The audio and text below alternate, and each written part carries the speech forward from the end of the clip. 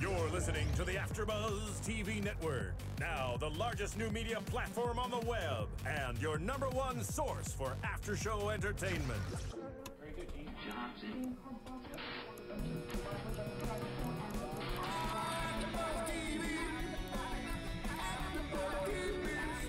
The AFTERBUZZ Studios in Los Angeles, California. Presented by Maria Menounos and Bing.com and streaming live thanks to Akamai Technologies. This is AFTERBUZZ TV's South Park After Show. We'll break down tonight's episode and get you all the latest news and gossip. And now, another post-game wrap-up show for your favorite TV show. It's AFTERBUZZ TV's South Park After Show. Welcome, ladies and gentlemen. Being is for doing, we're here doing South Park Season 17, Episode 2, Informative Murder Porn. I'm your host, Phil Svitek. Unfortunately, Stephen Lemieux is sick. Could be that he was watching too much murder porn. I don't know. I can't tell you. All I know is he is not here this week, but perhaps we'll be back next week once he's no longer sick. All right, informative. First off, interesting. I like how Matt and Trey classified the new type of genre, such as cold case and things like that, into murder porn, which I could see. I could see this being a growing phenomenon. By the way, props to Stephen Lemieux for saying that they will do a Syria episode. They didn't really do a Syria episode, but the fact that all Wendy wanted to do was discuss Syria, and Carmen was, boo!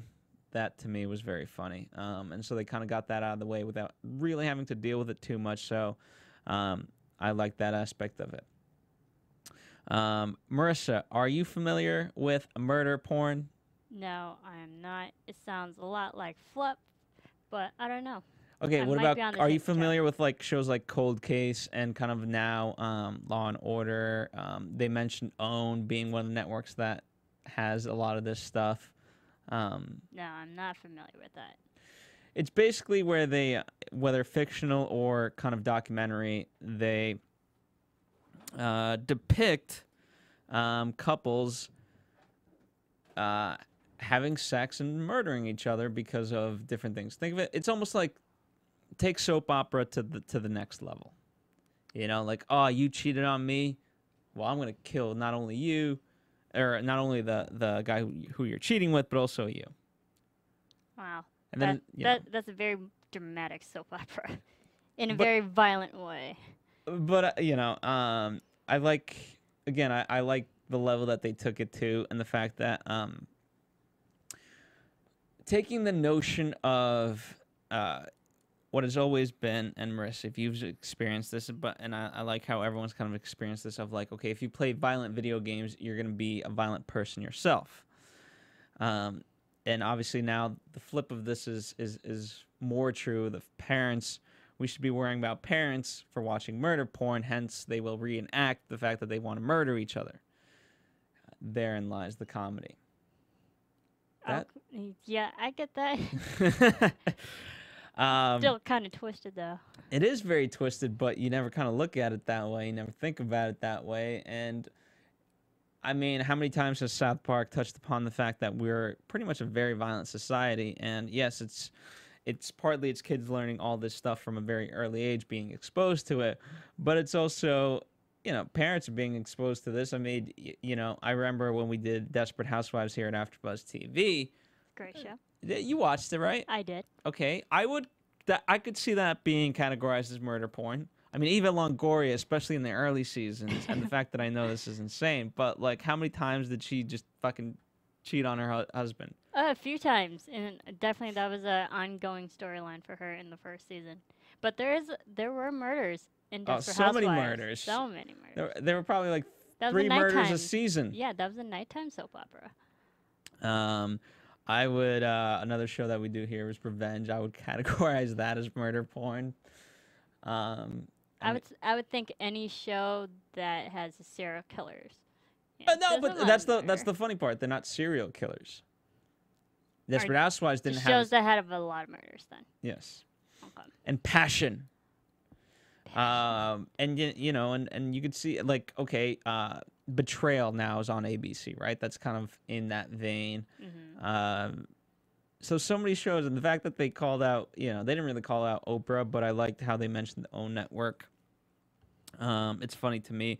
They just managed to hit a lot of different jokes and different aspects of society all in one episode. They obviously talked about cable companies and the fight between CBS and Time Warner. And it's so true in terms of cable companies. There's not a lot of options. You can go with DirecTV, but as they mentioned, ooh, can't afford DirecTV. Ooh, that sucks. Who are you gonna go with? And also just again the notion that people have all this time to wait for cable companies. Oh, we're available. You know, will someone be at the house between 6 a.m. and 4 p.m. all of November? That's how it does, right? But that's really how it goes. When you call them and ask for assistance, they give you a long time period. And I just imagine, like, okay, who has time for that? No one. You know, especially in their daily, like, if you work a 9-to-5 job, you don't have time. But again, what's the options? And that's why I really like South Park kind of bringing that up. And again, reversing where now it's the parents being really upset of that things were blocked. And of course, one of the big things, all these sort of companies packaging everything. Everything's a package. Well, why is everything a package? Because you know, let's say Marissa watches Glee and she loves Glee. Of course she's going to get Fox, but she may not get FXX. And you know what? How's that channel going to make money? Well, you got to package it all together. True. And that's how it all works, and that's why you get the package. But obviously that's very upsetting. So, you know, I really commend South Park on this episode and as always, kind of just really picking and being able to spot things within our culture that we might, unless we're really hypercritical, may not always recognize, and really nitpicking. I mean, obviously we've always kind of been upset with cable companies, but to take it to this level and combine it with murder porn and parental locks is just brilliant. And of course, do your parents use parental locks on you guys? No.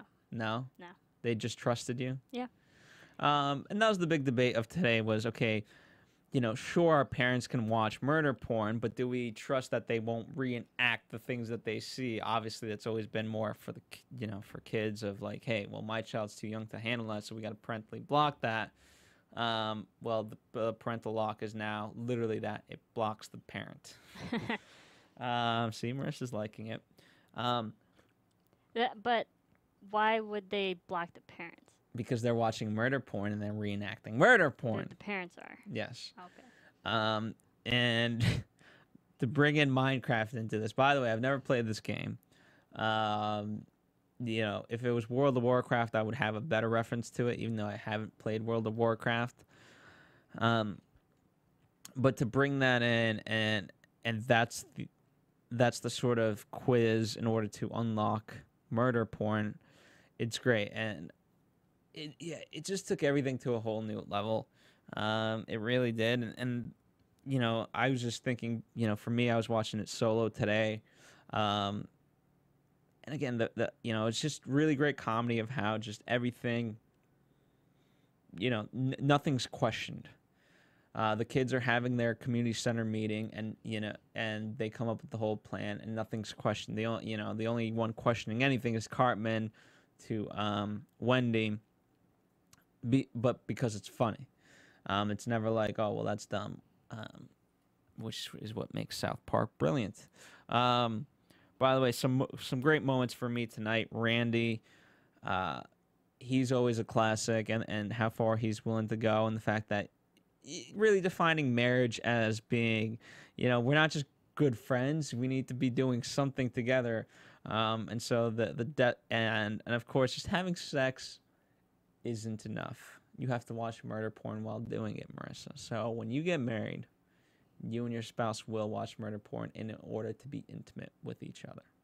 Just a heads up. That would make sense, you know. You got to get turned on before you do it. Perhaps. Because Because ultimately, okay, what I loved about it, without the outlet of murder porn and sex with each other, you really do want to murder each other. And it's kind of a catch-22 where the murder porn keeps things at bay. So that way you don't kill each other, you don't have arguments because you have this outlet. And yet by doing this, you know, you kind of fantasize. I mean, just to listen to the Masters of Sex After Show in terms about how fantasies can become real and kind of change your behaviors within the bedroom. Again, the Masters of Sex After Show here on AfterBuzz TV. But yeah, so it's a catch-22 of that. Okay, without, at least in this world, without the murder porn viewings, you have you have a unhappy marriage.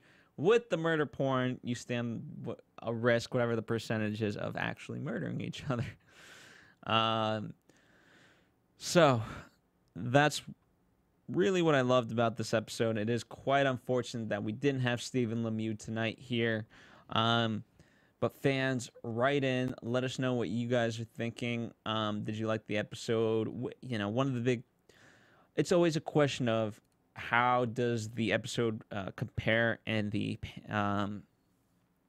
in the pantheos of all the South Park episodes. You know, for me, it was a very good episode. Is it a great episode? No, not necessarily. But you know, again, the fact that we're 17 seasons in and that, you know, we can still get laughs and it's not dying down. I love it.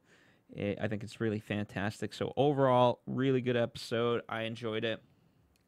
Can't wait to see what they have in store next week. And Stephen Lemieux will be here. And I urge you fans also check out some other AfterBuzz TV shows. We do various ones.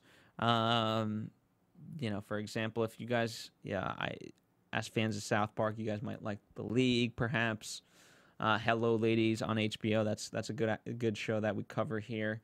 So check it out. You know, check out AfterBuzzTV.com. I think that'll about do it. You know, it's a little on the shorter side today because it's just basically me. But I encourage you guys to go on YouTube and iTunes, rate and comment. Let us know what you're thinking, and we'll read it. And we'll kind of continue the conversation that way, or tweet us at AfterBuzzTV, or email us info@AfterBuzzTV. Go to Facebook. That's facebook.com/AfterBuzzTV, or Instagram something. I don't know. But we know you South Park fans are very, very loyal, so we appreciate the viewership and listenership. So until next week, we'll see you here. From Bing.com, executive producers Maria Menounos, Kevin Undergaro, Phil Svitek, and the entire AfterBuzz TV staff, we would like to thank you for listening to the AfterBuzz TV network. To watch or listen to other after shows and post comments or questions, be sure to visit AfterBuzzTV.com. I'm Sir Richard Wentworth, and this has been a presentation of AfterBuzz TV. Buzz you later.